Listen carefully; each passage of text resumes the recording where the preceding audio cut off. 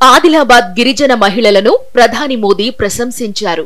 మన్ కీ బాత్ లో వారు తయారు చేస్తున్న ఇప్ప పువ్వు లడ్డూల గురించి ప్రస్తావించారు. అది సరికొత్త ప్రయోగమని, అందులో ఆదివాసీల సంస్కృతి, తీయదనం కూడా దాగి ఉందని కొనియాడారు. కాగా లడ్డూ తయారీ విధానం, ఆ లడ్డూతో కలిగే ఆరోగ్య ప్రయోజనాల గురించి ఇప్పుడు చూద్దాం. ఇప్ప పువ్వు పేరు చెబితే చాలా మందికి నాటుసారానే గుర్తొస్తుంది. అడవుల్లో దొరికే ఈ పువ్వుతో నాటుసారా కాచి విక్రయిస్తుంటారు. ఈ సారాకు బ్లాక్ మార్కెట్లో భారీ డిమాండ్ ఉంటుంది. గుట్టుగా సారా కాచి పల్లెలు, తండాలు, గ్రామాల్లో విక్రయిస్తుంటారు.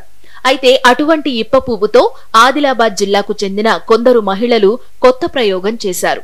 ఇప్ప పువ్వును ఉపయోగించి పోషక విలువలు కలిగిన లడ్డూలను తయారు చేస్తున్నారు. వాటిని గిరిజన పాఠశాలల్లో చదువుతున్న విద్యార్థినులకు పంపిణీ చేస్తున్నారు. ప్రధాని నరేంద్ర మోదీ మెచ్చిన ఇప్ప పువ్వు లడ్డు ఆదిలాబాద్ జిల్లా ఉట్నూరు మండల కేంద్రానికి చెందిన మహిళలు భీంబాయి ఆదివాసీ సహకార సంఘం ఆధ్వర్యంలో తయారు చేస్తున్నారు. మన్ కీ బాత్ లో ఈ విషయాన్ని మోదీ ప్రస్తావించారు. ఆదిలాబాద్ జిల్లా సోదరీమణులు ఇప్ప పువ్వుతో కొత్త ప్రయోగం చేశారన్నారు.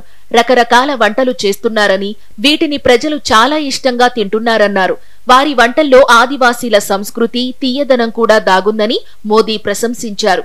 ఇప్ప పువ్వుతో తయారు చేస్తున్న లడ్డూలను గిరిజన గర్భిణులు, బాలింతలు, రక్తహీనతతో బాధపడుతున్న వారికి కూడా అందజేస్తున్నారు. ఒక లడ్డూ 20 గ్రాముల బరువుంటుండగా కిలో లడ్డూల ధర 300 రూపాయలు. కిలో లడ్డూ తయారీకి 400 గ్రాముల ఇప్పపూలు, 190 గ్రాముల బెల్లం, 190 గ్రాముల పల్లీలు, 190 గ్రాముల నువ్వులు, 30 గ్రాముల కిస్మిస్, మంచి నూనె కలిపి తయారు చేస్తారు. లడ్డూల తయారీ కోసం ముందుగా ఇప్ప పువ్వును సేకరిస్తారు. సేకరించిన ఇప్ప పువ్వును ఆరుబయట ఎండలో ఆరబెడతారు. ఆ తరువాత వాటిని నూనెలో వేయిస్తారు. వేయించిన నువ్వులు, పల్లీలను జతచేసి చల్లబడ్డాక బెల్లం కలుపుతారు. ఈ పదార్థాలతో పాటు బాదం, కిస్మిస్, యాలకులు, మిరియాల పొడి కలిపి ఉండలుగా చుట్టి లడ్డూలు తయారు చేస్తున్నారు.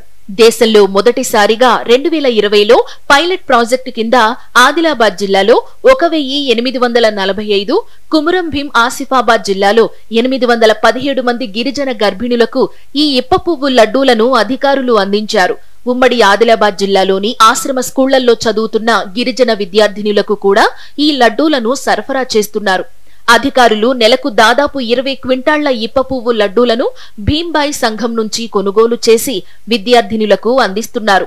దీని ద్వారా ఆదివాసీ మహిళల ఆదాయంతో పాటు గిరిజన బాలికలకు పోషకాహారం లభిస్తోంది.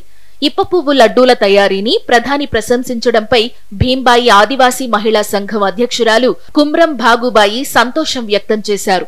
భవిష్యత్తులో మరింత ఉత్సాహంతో పరిశ్రమను విస్తరించేందుకు చర్యలు చేపట్టనున్నట్లు వారు తెలిపారు.